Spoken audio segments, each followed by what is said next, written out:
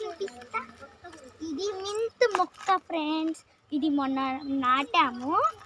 ఇట్రా మీకు ఇంకొక నన్ను కూడా మీకు ఇంకొక మొక్కని కూడా చూపిస్తా. ఇదే హైబిస్కస్ మొక్క, వైట్ కలర్ వస్తుంది. ఇది కనకాంబరం ఫ్రెండ్స్.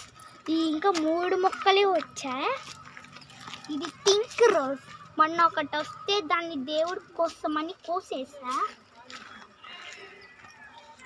ఇది ఏంటో ఇంకా తెలీదు, కానీ దీనిలో నుంచి బడ్స్ వస్తాయంట.